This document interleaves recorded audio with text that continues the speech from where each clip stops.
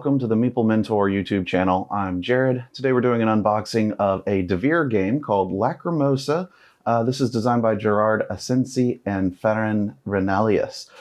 This is a Euro game set around the death of Mozart and his uncompleted work, Lacrimosa. It is a card hand management kind of game, and similar to kind of a Newton hand card selection, and you can upgrade those throughout the game. And yeah, you're trying to kind of complete the works and impress his widow with your knowledge of Mozart and, you know, memories that you shared with him.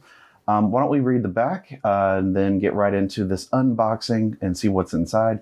It's for 1 to 4 players, plays in about 90 minutes. And it says, Mozart died and was unable to conclude his Requiem. A work of such magnitude cannot remain unfinished. The finest and most talented composers of the age must be hired in order to finish the score. In Lacrimosa, you become one of the patrons of Wolfgang Amadeus Mozart, who is willing to fund the completion of his unfinished Requiem. You will have to find the best composers, remember the most interesting moments in Mozart's life, and do everything possible to leave your imprint as the most important patron of the genius. So let's take a look.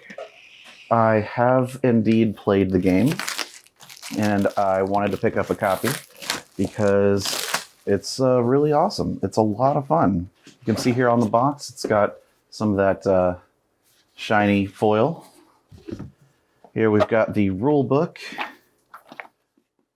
It is full color, large print, easy to read, a lot of great examples throughout.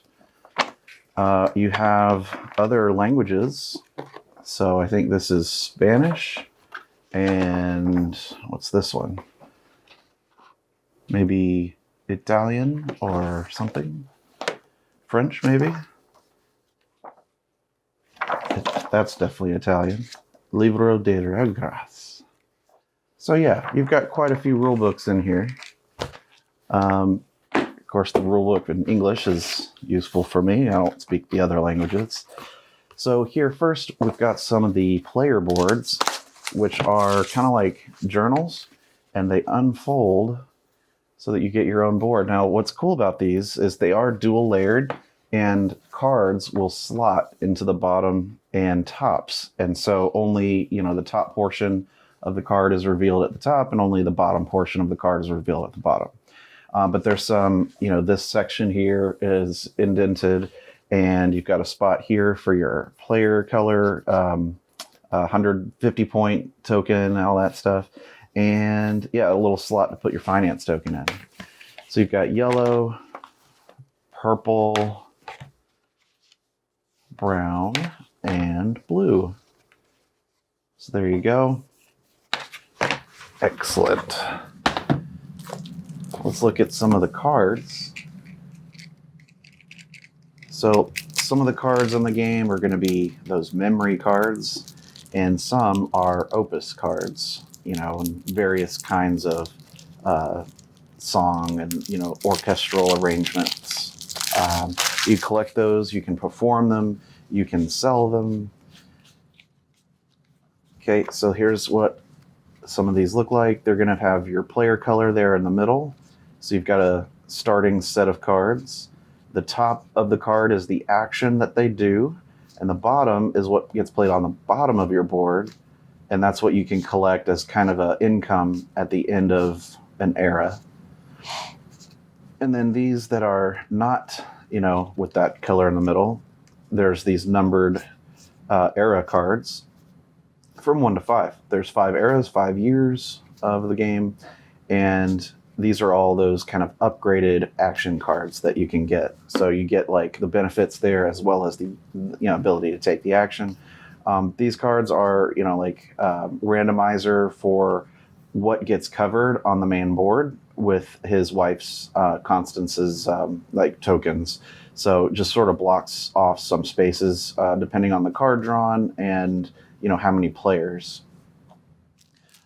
Take some more cards out, have a look.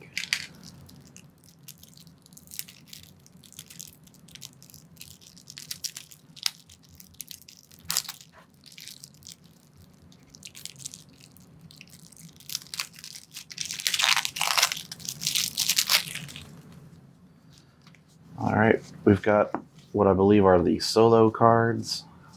So I have not played it solo, but these are some cards meant for that. And then more cards for the various eras. There's 4 and 5. Here's some starting Opus cards for the player colors. There's another one. And then here's some more. There's some example of like what the Opus cards look like. And they've got various backgrounds, which mainly work with certain scoring and certain city tokens on the board that might let you, perform them for a greater benefit or sell them for a greater benefit. The cost for an Opus is shown here at the top of the card, and what you get for performing it right here, and what you get for selling it right there. Now, if you sell these throughout the game, then you're going to end up not being able to score them since they go away when they're sold. We have lots of cool tokens here to look at. I think first, a little bag of the finance tokens. So there's one for each player, and these go on the board and track, your earned income at the end of an era.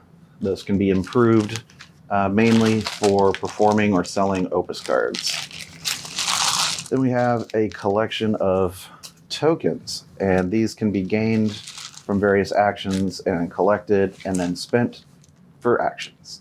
So these are essentially your 3 basic resources in the game. It's like those 2 painted stuck together. You've got the composition tokens, you've got the wheel like travel tokens, and then Mozart's talent tokens, which are these black ones. And in addition to those, you can also gain each of those resources via a track on your game board. Then each player has a collection of these note tokens in their color. There's the 8th note and the 16th note. And essentially, you use those on the game board to, complete the missing pieces of music. But which side you choose to use indicates which composer of 2 that you're hiring to complete the work.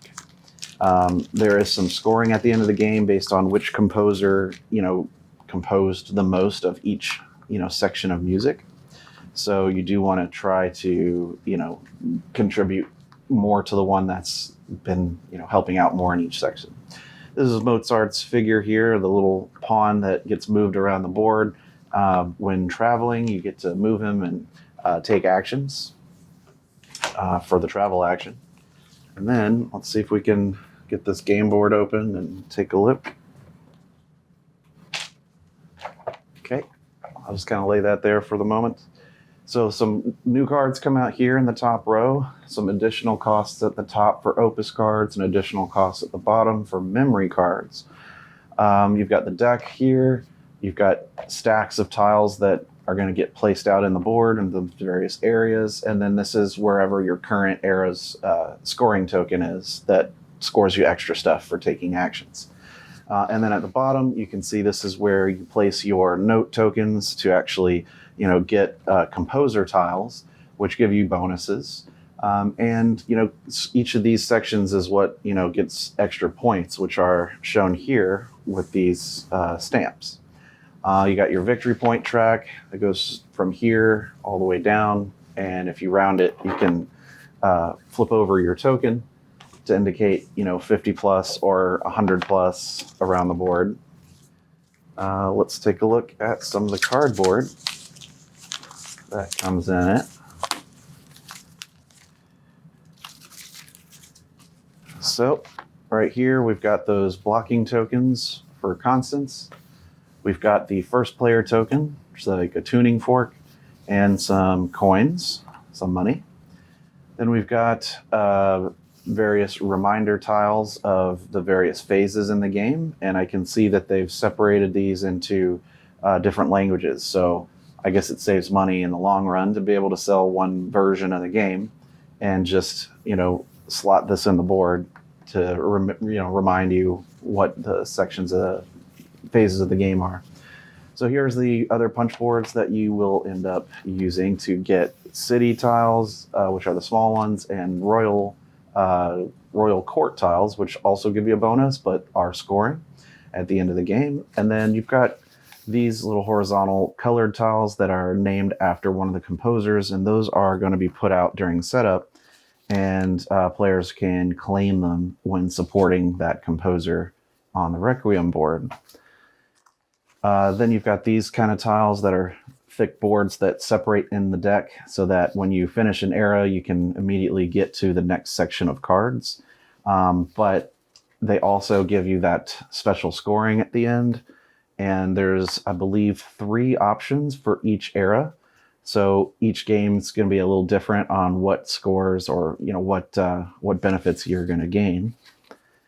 So a few extra coin tokens here. And yeah, so that's pretty much everything in the box, all the components that come inside. So there's a little bit of sorting to be done here with player baggies and whatnot. But that is what's inside Lacrimosa. It's a great game. The artwork is amazing. The gameplay is a lot of fun. I highly recommend it if you like Euro games. Yeah, it plays pretty well, especially even 3 and 4 players. We've done it a few times. So I highly recommend you check it out. This has been a full unboxing of Lacrimosa. Thanks for tuning in to the Meeple Mentor channel. I've been Jared. Stick around for other videos like tutorials, podcast, news, and more. So thanks for watching. Until the next one, I'll see you later. Bye-bye.